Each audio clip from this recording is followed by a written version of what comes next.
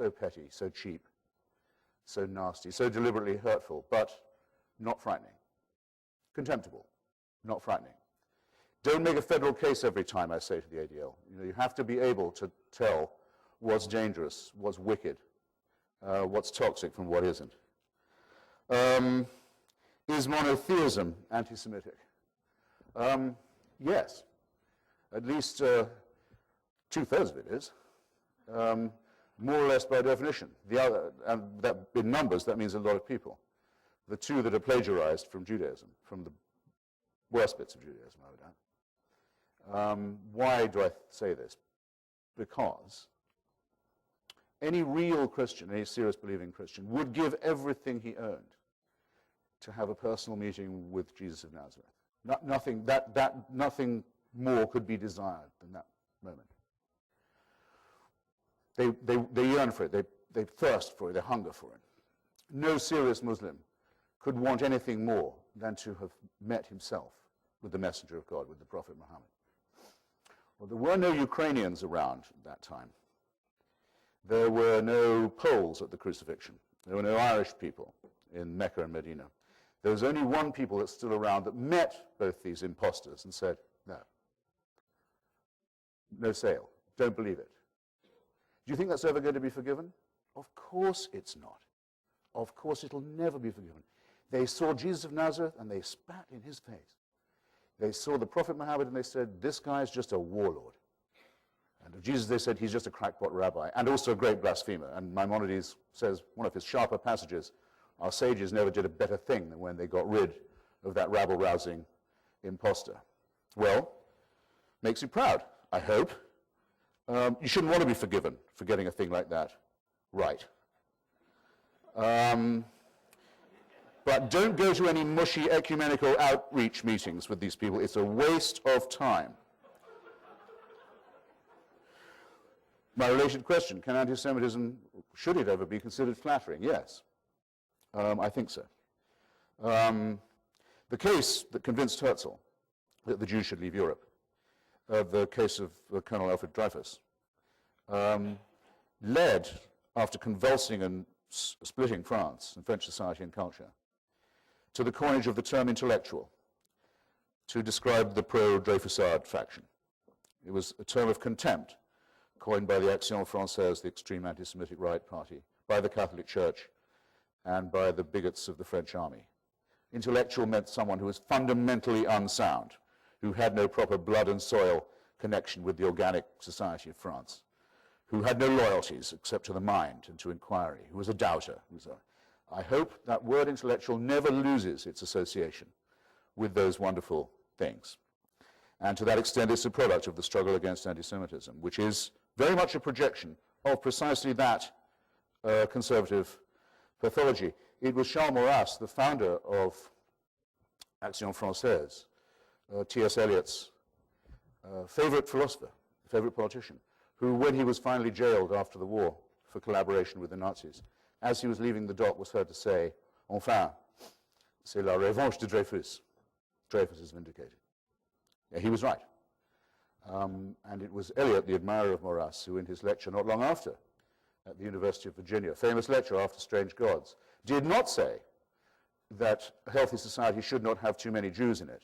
He's often quoted as saying that. He didn't say that. He said a too large number of free-thinking Jews is undesirable for a healthy, organic society. Well, from Eliot's Catholic fascist point of view, that's quite right. And it's the hope not just of Jews, but of many others, that the free-thinking part prevails and that the bigotry does not.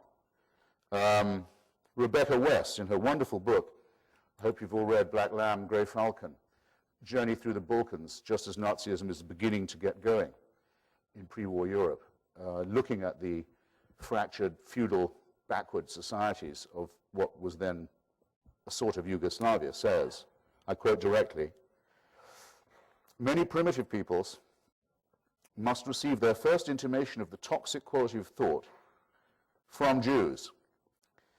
They know only the fortifying idea of religion. They see in Jews the effect of the tormenting and disintegrative idea of skepticism."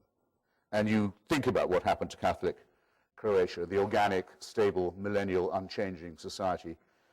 The woman knew her place, the priest knew the priest was where everyone took their problems, the children were raised in the fear, the real fear of the risen Christ, and all outsiders were considered to be vile.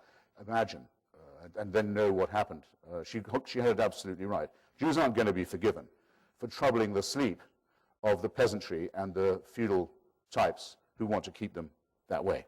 And nor should they want to be forgiven for it. They should be proud of the association. Here is Jacobo Timmerman, who I'm proud to say was my friend, the Argentine editor, kidnapped editor of La Opinión in Buenos Aires in the 70s by the death squads and tortured in a secret prison, about which he wrote a marvelous memoir that, again, I hope you've all read, Prisoner Without a Name, Cell Without a Number. Here's what his interrogator said to him between blows of the cattle prod.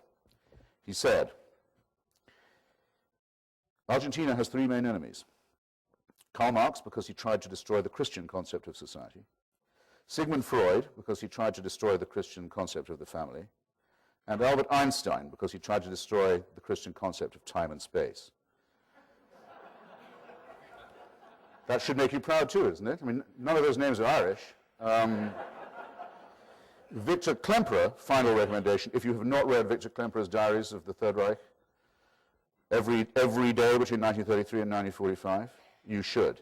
Don't start them late at night. You will not get to bed. Imperishable. The Winston Smith of Hitler's Europe. He had a friend, he minutes him, who said to Victor, you know, the Jews, we Jews, are a seismic people. A seismic people. It's an arresting phrase. Victor Klemperer hated being a Jew. He'd converted to Protestantism. He wrote incredibly disobligingly about Theodor Herzl. He would never go near a synagogue. But he was seismic in two senses. He could feel it coming, and he wrote an entry every day about what was coming to Germany and the amazing premonitions that he experienced. But seismic in another way, in the Jews of Europe, in having their own version of the Enlightenment, the Haskalah, named for the mind itself, and contributing so mightily on every front, from psychiatry to physics, to everybody else's enlightenment too. Don't think that's going to be forgiven. My friend Lawrence Krauss, Larry Krauss, I think the greatest living physicist apart from Stephen Hawking, gave a talk recently, which you can look up. It's called A Whole Universe from Nothing. It's about the quantum theory, it's about the cosmos, it's about the Big Bang, and it's about the rather wonderful fact that everyone sitting here is made out of elements that were once stardust. Cheers you up in a way. And he said, and I know he did it on purpose, he said, so forget Jesus dying for you, he says to the audience. Millions of stars had to die before you could be born. Do you want to have a look at his mailbag? I know you do. And you know exactly what will have been said about a physicist who has not accepted Jesus Christ as his personal savior. I'm coming to the close of my remarks, and I hope I haven't overrun my time too much. And you've been very generous, but there's a very cryptic but I think profound sentence in Leo Strauss's 1962 essay, Why We Remain Jewish.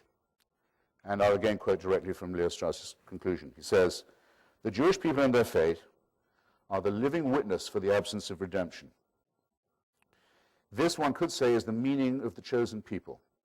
The Jews are chosen to prove the absence of redemption. Now, if I had to pick any one special trope of Judaism or the Jewish personality or character, I think I would pick irony. No other religion has a prophet like Maimonides who says, yes, the Messiah will come, but he may tarry. There are no Woody Allen theologians in Christianity who say things like that. For all the fetishization in Judaism of unleavened bread, the Jewish people have in fact been the yeast in an enormous number of societies and countries, the leaven in the lump. Benny Morris's new book on the origins of the Israeli-Palestine crisis quotes one of the Mufti's people writing from the Imam's headquarters in Jerusalem to the British saying, you can't be bringing Jews into this country. They're all subversives. It's nothing but trouble. Again, take the compliments where you can get them. So, natural disturbers of the natural order. Everything was fine. Every peasant knew to expect only one meal a day. Everyone knew who owned what and where.